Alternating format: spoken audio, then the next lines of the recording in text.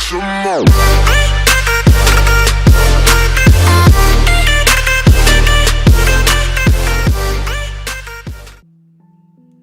Yo, what's good, people? Izzy Max here, back for one of the final breakdowns. This is week 8, and of course, I am with the crew. What's going on, guys? Nothing too much. What's up, Max Doubles League? Yeah, this week sucks. I'm just gonna straight up say it. A lot of coaches know that they're locked for playoffs, so they're not really going all out in team prep, and you can kind of see it in some of these matches. To be totally honest, all of it sucks. well, to be totally honest with you, there's really one game that we're going to spend a lot of time on this week, but there are a few that were good. But I'm just saying, you can definitely tell that the coaches aren't pulling out all the stops, knowing who's locked for what. So, agreed. Yeah, without further ado, we'll get started. Who had this? Oh, I did. Never mind. Yep, so our first checkout game of the week is Dark versus Hub. This was an 8-0. I think only the second 8-0 we've ever had this season. Dark King is fully checked out, and I get it. There's no blame for him not really putting up a good showing now. He knows he's not making playoffs. And Hub realized that she could get an 8-0 relatively early, so she played a little harder than probably she should have. But to tell you how checked out both these coaches were, knowing where they're at, and for playoffs, Hub honestly just grabbed mons she had in the box and just changed items around, and it kind of showed. There's really not too much to say about this. I mean, Banded Lycanroc kind of shut him down in game 1, and then he just never really had an answer to the weakness policy Lapras behind Aurora Veil, and then Cinderace kind of just cleaned up kills when it needed to. Am I missing anything? Yeah. That's pretty much it. Yeah, I will, though, commend Dark for, even though he's been kind of locked out of playoffs for a little while now, I do commend him for at least playing the games. Oh, for sure. Doing that, even though that happened relatively early on. I really respect that kind of thing. Yeah, that's all I really had to say. Matt? Yeah, I don't think there's too much more to say, and I don't want to dismiss Dark King too much, because like Ryan said, he is still playing his games, and I'm actually matched up with him in this last week coming up, and that game might not get played, but he also seemed more than willing to at least jump in a battle and meme a little bit. So oh yeah, for sure. Yeah, so we'll see if that happens. And he was our finalist last season, so it's a bit weird to see this happen, but it kind of is what it is. Like, we can't be too critical of a guy who literally placed second last season, you know? Yeah, I think he just had a bad start to the season, and then just kind of never really got it. Never was able to pick it up. I don't expect this next season. I really don't. Yeah, I don't either. So yeah, that's pretty much it. Like I said, he'll come back next season way better than he performed now, and I will bet money on that. So that's what it is. There's game 1. Game 2. Hey, you guys have this one. Here you go. This is us. This is what we call a match of different priorities. I wanted to max a duck. That was about it. Matt was messaging me. I don't know if the Marowak ended up being Pacho Berry, but I hope to God it was. It should have been, considering that I didn't even bring it, but it sadly was not. I'm sorry. Lame. Fun fact, I ran Scald on Raikou for the sole purpose of it coming out and getting to see that Pacho Berry, because without it just died.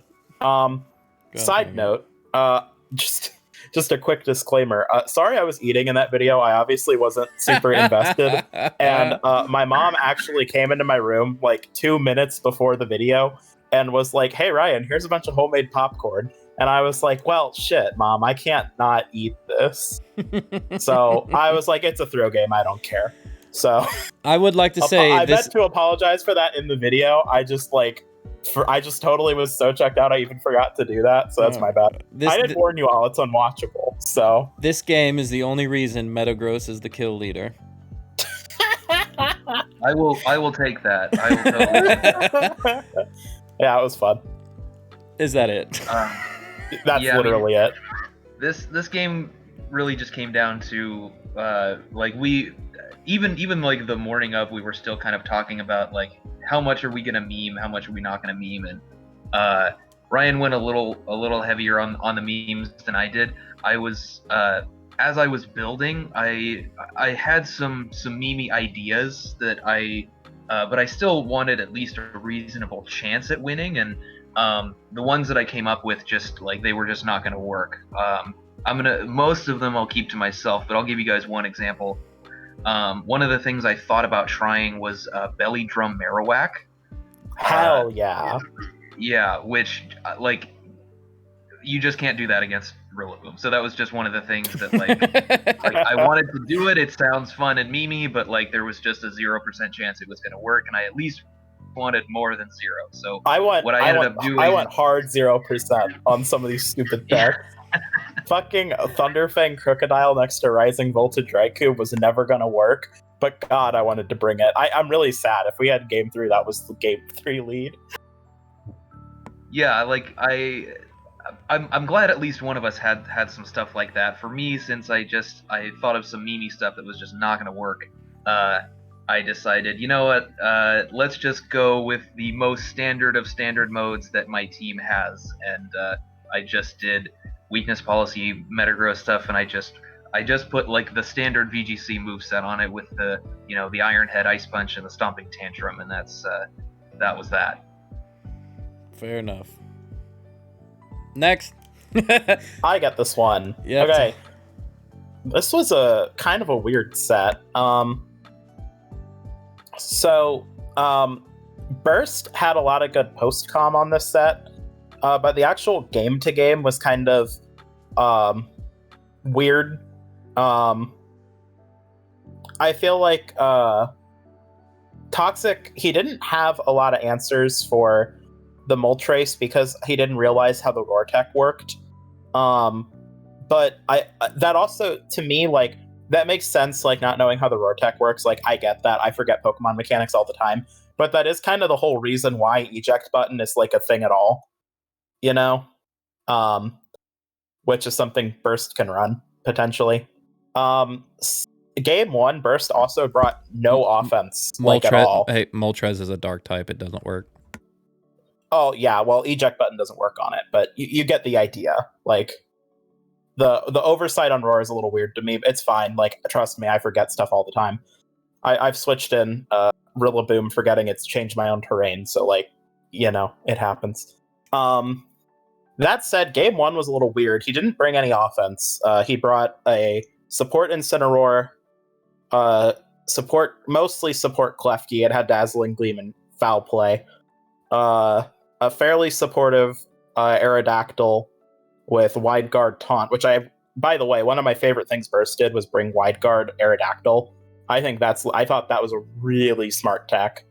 And then Scarf Nidoking. So Burst kind of came into Game 1 with no real good max option, which I think kind of cost him that one. Game 2 was a lot better overall. That time it was a much more offensive mode, but he didn't really have a way to play around Moltres, and that kind of let Toxic win.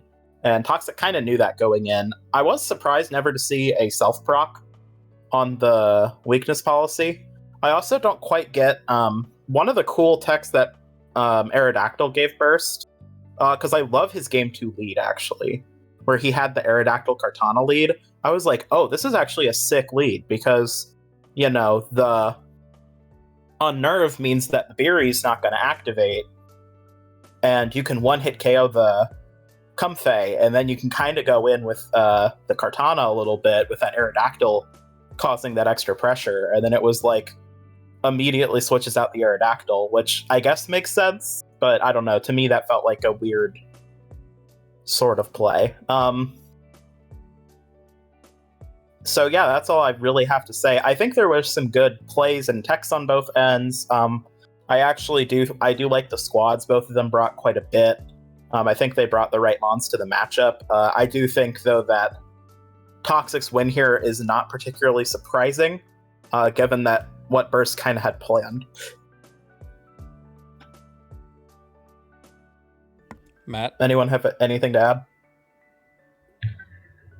Not really. I think it's this game to me just seemed like the number one thing that Burst had to counter the Moltres was the roar, and when he realized that didn't work, there was just kind of nothing left for him to do.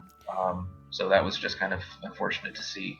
Yeah, if you look at the separate squads, because I did just here a while ago, Burst doesn't really have anything to hit the Moltres other than the Aerodactyl, because his fairy type is the little Klefki thing. And that's it. Yeah, it's a tough matchup. Oh yeah, for sure. Yeah, it's definitely a tough matchup, and I do feel like actually if Toxic had played defensively with the Moltres, then I actually think the Rortek could have worked pretty well. Like if he hadn't opted to max, but I don't ever think there's a world in which Toxic doesn't just max Moltres turn 1, you know? Yeah. Right, yeah.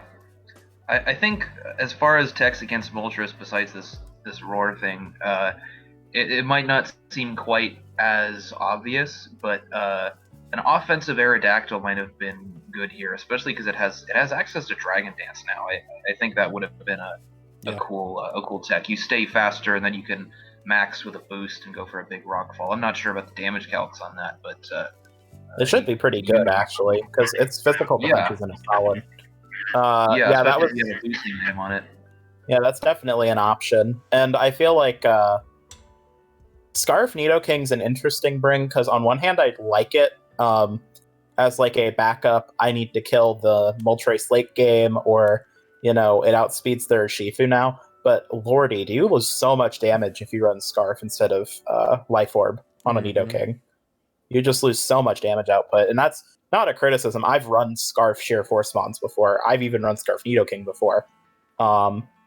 But it's to me that like really stuck out game 1 in particular, because I was like, oh yeah, this kills, and it was like, oh nope, okay.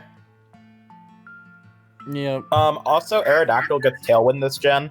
I feel like you could have teched Tailwind and then done like a Tailwind either Kartana or even like an offensive Incineroar and tried to go in with that. There was options here. I think that Burst had. Yeah, I don't think it's a lost cause at all. There's definitely things he could have done. Oh, for sure. Just to wrap up this section, though, I did want to point out one other thing, just as kind of a public service announcement here to all Kartana users, whether it's Draft or VGC. Based on the damage that Kartana was doing and taking in this game, it seemed like, and we also saw it was Assault Vest. It seemed like the set he was running was just Assault Vest with little to no bulk. It had a little bit of HP investment, but it didn't look like it had any special defense investment. When you're running Kartana, you generally don't want to go Assault Vest unless you're putting a lot of investment into that special defense stat, because its base special defense is so low. What you can actually end up doing is, let me pull up my damage calc here real quick. Yeah, so what you can do is, if you don't have Assault Vest and you put 196 EVs in special defense, you actually get the exact same special bulk as you would have with no bulk plus the Assault Vest.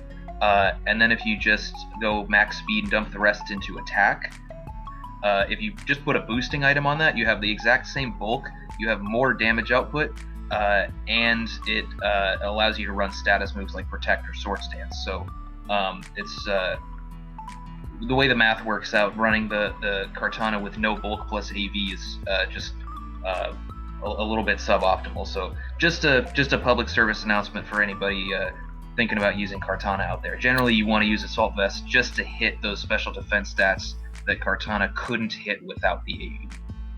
That's some good advice. I was only kind of aware of that, so that's actually good to hear, even like for me. Cool. All right, moving on. I think Matt, you had this one. Yes, I did. So this was one of our better games this week, I thought. Yeah, definitely. The last one we're talking about, I think, is the best one. But this one was still a good watch. Nobody here was just blown it off. Nobody here was memeing. The game one was really interesting because we got to see this Silvally Dark, which I think was a really cool bring by Hunter. What's interesting to note is that I realized Hunter was going for the Dark type to block some additional prankster stuff. Like the Morgrim also has has access to like Taunt and Thunderwave and Fake Tears in addition to the Trick stuff. But it's cool to note that actually Silvally, if it's holding any of the memories, it can't get tricked at all. So, of course, being Dark type just makes it immune to all of the prankster stuff, which is pretty cool. But so yeah, I think that was a good bring, just to block some BS from the Morgrim, and he used the max Silvally really well.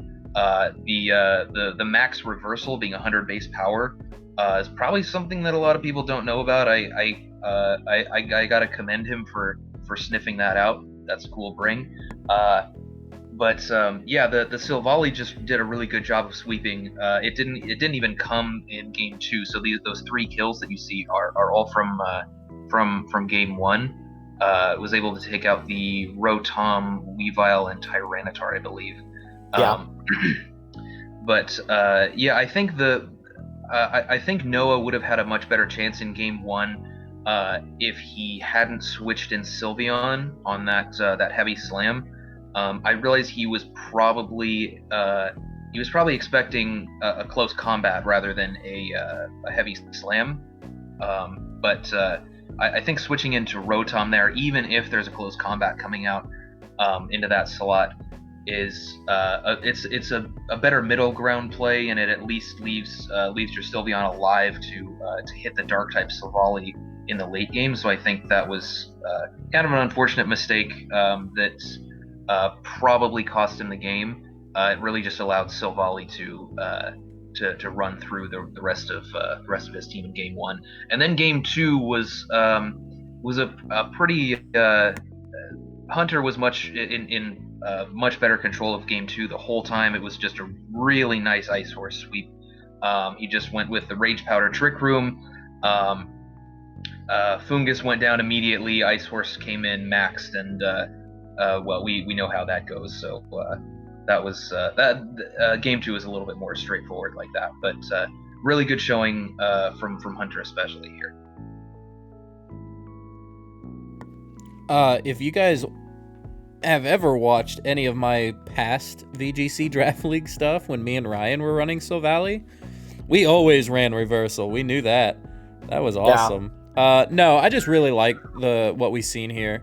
Silvally Dark was intuitive. I think maybe Silvally Electric would have been a little bit better, but I know it wouldn't be hitting the Rotom for as much damage. I just think this was solid from both guys. There was some mistakes on Noah's end that kind of cost him maybe at least some differential points.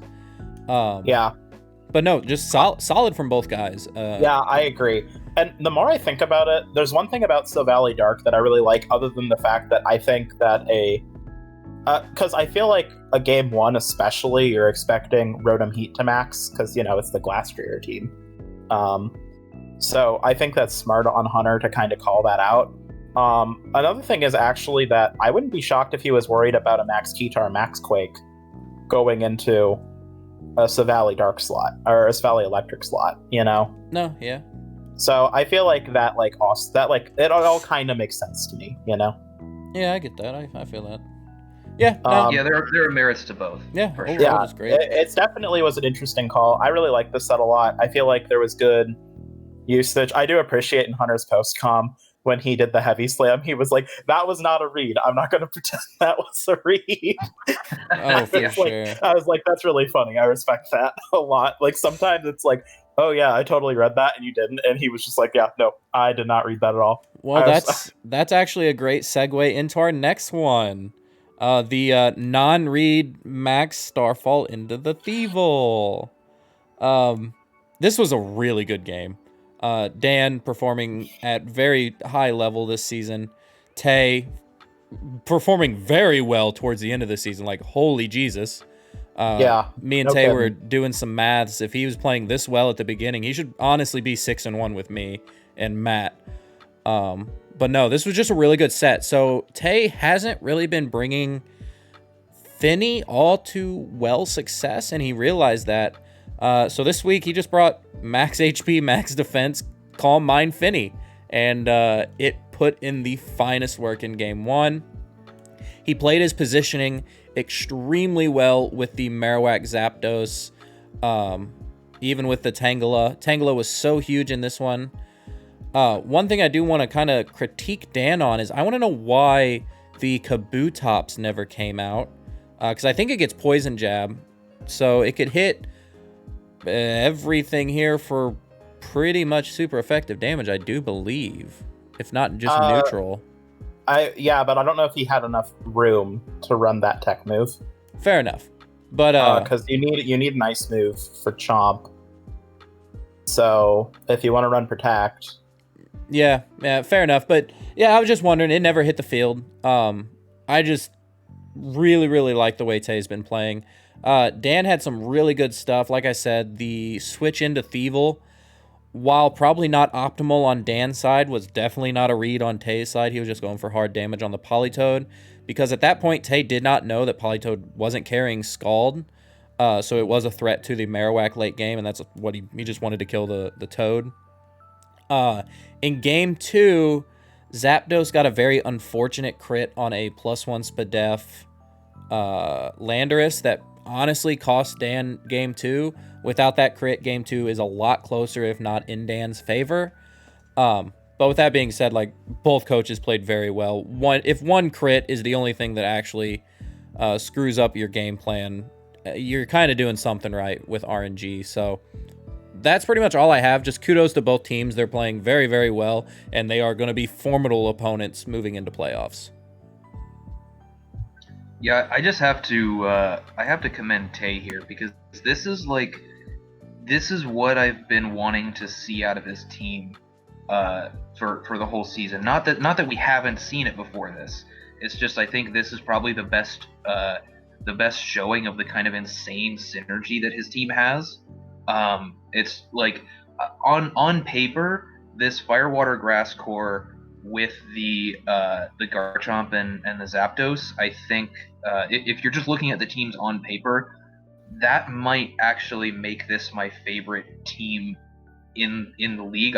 When we were ranking teams at the beginning of the season, before week 1, I put Tay at the top for me for my rankings because of how strong all this stuff looks, and I think this was a really fantastic example of not only did he play well, but the synergy of the team that he has really came out, and it just looked to me like Dan was unable to break through it, especially with how bulky the Tangela is, and the Lightning Rod providing amazing support against the Coco.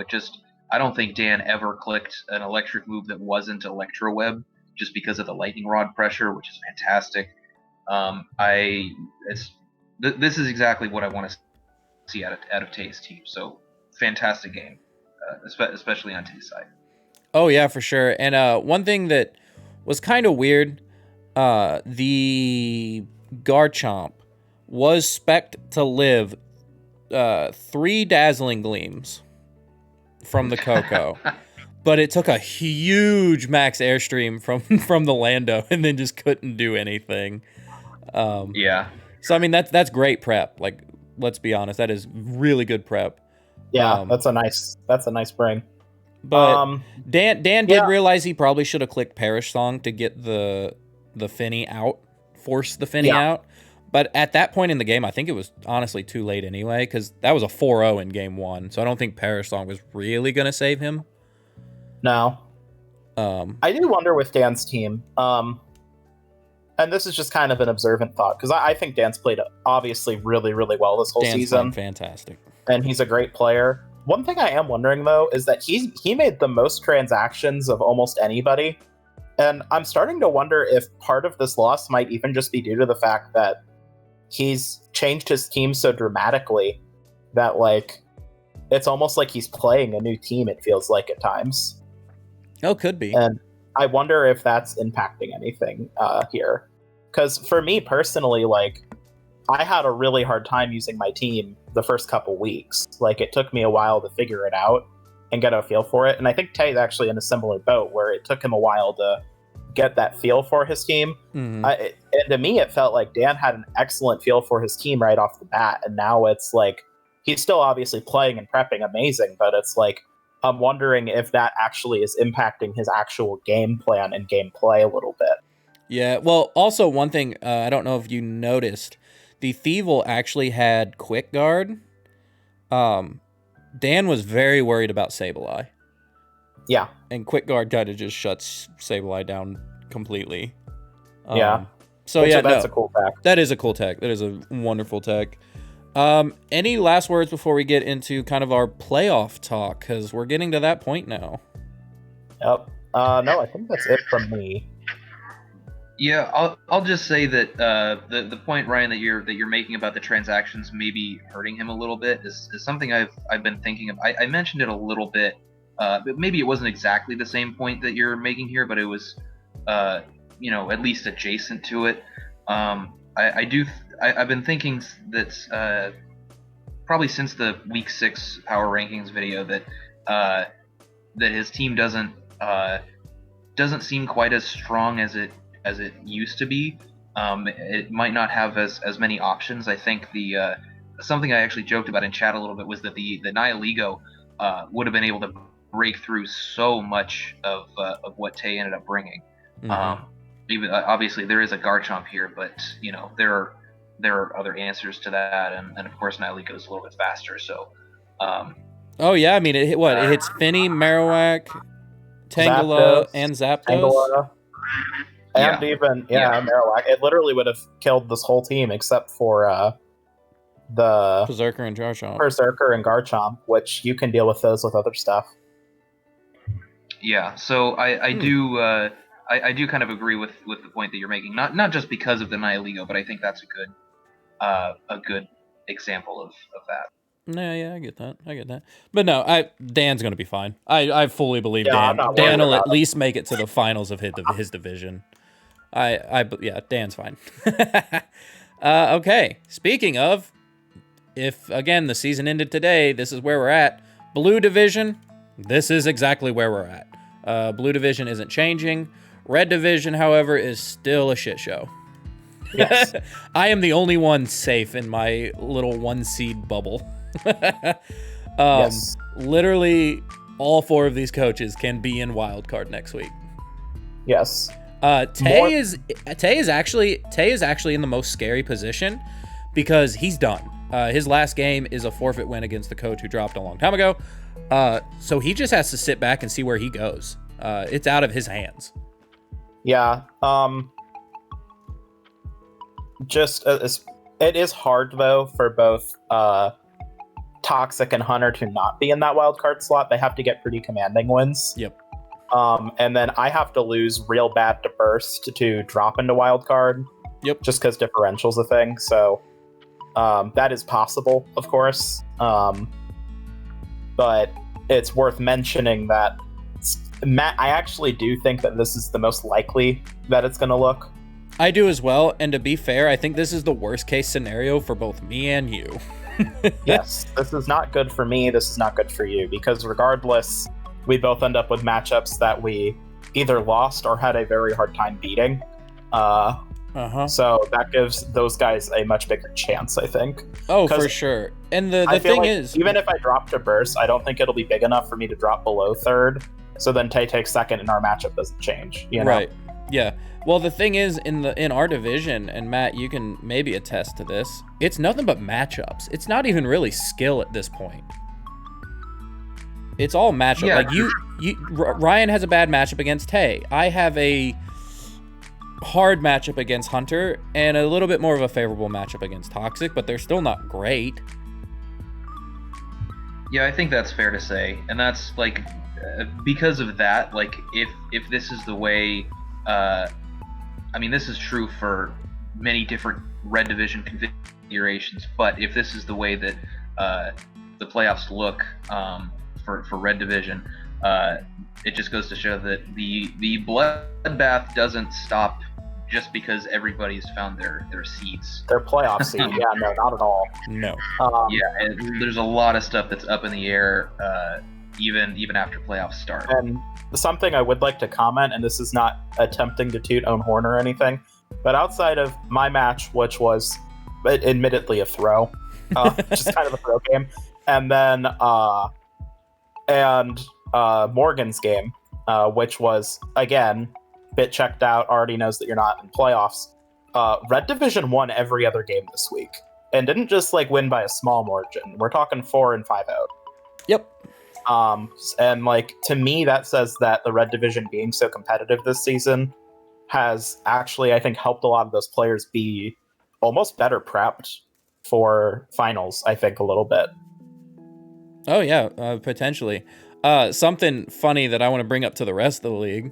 Outside of my match with Dan, where I was memeing, I haven't played a real game since week 5. Because my bye week was week 6. I played Dan, and then I got my forfeit win, and then I'm pretty much checked out as well because I have no business doing anything else because I'm locked into the first seed.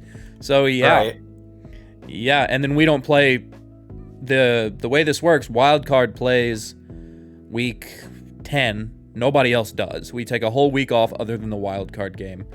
Yep, And then we we have do transactions, and then we start into the playoffs. So I won't play again for 2 weeks. till week 11. Yeah. So yippee. I honestly hope it doesn't hurt me, but whatever. It is what it is. Yeah. I mean, it's kind of a double-edged sword. On one hand, you get a really substantial break, and on the other hand, it's possible you could come back into playoffs with a little bit of rust. So Yep. who knows? For sure.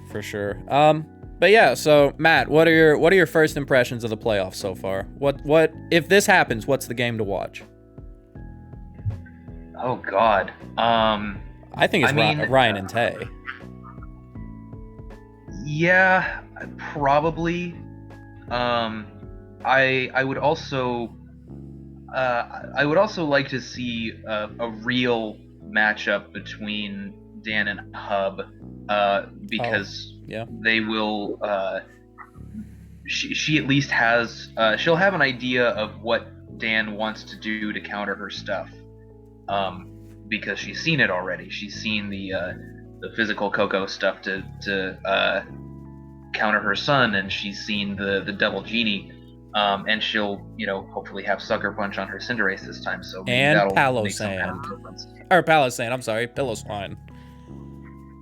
Yes, that too. So, and Pillow-Swine has access to Oblivious, I assume. Yep. Okay, so yeah, that might help. Assuming Landorus is sticking around. That one's gonna be. It was a blowout when we saw these two battle a few weeks ago, but I think the playoff match between them, I would expect it to be very different. Oh, for sure. Ryan, what about you?